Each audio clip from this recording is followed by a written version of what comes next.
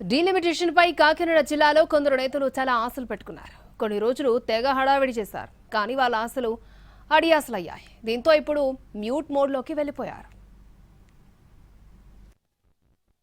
నియోజకవర్గాల పునర్విభజన జరుగుతుందని కేంద్రం హింట్ ఇవ్వగానే కాకినాడ జిల్లాలో కొందరు నేతలు తెగ హడావుడి చేశారు. ఏ నియోజకవర్గాలు ఎక్కడెక్కడ ఏర్పడతాయో అంచనాలు వేశారు. పార్టీలతో సంబంధం లేకుండా కర్చీఫ్లు వేసేశారు. రిజర్వ్డ్ నియోజకవర్గాలు ఎక్కడ ఉంటాయి, ఫలానా సీటు మహిళా కోటా అంటూ నిర్ధారించేశారు. కానీ పార్లమెంట్లో మహిళా రిజర్వేషన్ బిల్లు వీగిపోవడంతో ఒక్కసారిగా డీలా పడిపోయారు. మొన్నటి సార్వత్రిక ఎన్నికల్లో టీడీపీ, బీజేపీ, జనసేన కలిసి పోటీ చేశాయి. దీంతో 3 పార్టీల్లోనూ టికెట్లు ఆశించి భంగపడిన వాళ్లున్నారు. చాలామంది త్యాగరాజులకు కనీసం నామినేటెడ్ పోస్టులు కూడా దక్కలేదు. అలాంటి వాళ్లంతా నియోజకవర్గాల పునర్విభజన తర్వాత తమకు సీటు పక్కా అంటూ తెగ హడావుడి చేశారు. పిలిచినా పిలవకపోయినా పెళ్లిళ్లు, ఫంక్షన్లకు హాజరైపోయారు. వారసులతో కూడా ముందస్తు హడావుడి చేయించారు ఇంకొందరు నేతలు. తాము యాక్టివ్గా ఉన్నామనే విషయం పార్టీలో అందరికీ తెలియాలని తెగ తాపత్రయపడ్డారు.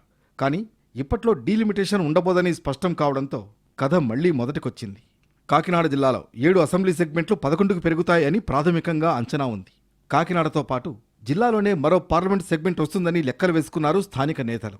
దానికి అనుగుణంగా ఎవరికి వాళ్లు ఎక్కడ నచ్చితే అక్కడ గ్రౌండ్ వర్క్ ప్రారంభించేశారు. మండలాల వారీగా పంచుకుని మరీ పర్యటనలు చేసేశారు. వైసీపీలో అయితే కనీసం కోఆర్డినేటర్ పదవి వచ్చినా చాలు అన్నట్లుగా తిరిగారు లీడర్లు. గత సార్వత్రిక ఎన్నికల్లో జిల్లాలో 3 సిట్టింగ్ ఎమ్మెల్యేలకు వైసీపీ టికెట్లు నిరాకరించింది.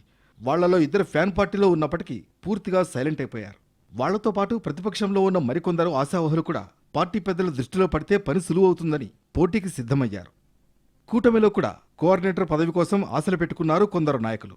కానీ ఇప్పట్లో కొత్త నియోజకవర్గాల ఏర్పాటు ఉండబోదనే స్పష్టత రావడంతో పూర్తిగా సైలెంట్ అయిపోయారు. మొత్తానికి కాకినాడ జిల్లాలోని పొలిటికల్ లీడర్ల కొత్త ఆశలకు అంతలోనే గండిపడింది. కొత్త నియోజకవర్గాల ఏర్పాటుతో పదవులపై పెట్టుకున్న ఆశలు ఆవిరి కావడంతో డీలా పడిపోయారు. మళ్లీ సైలెంట్ మోడ్లోకి వెళ్ళిపోయారు.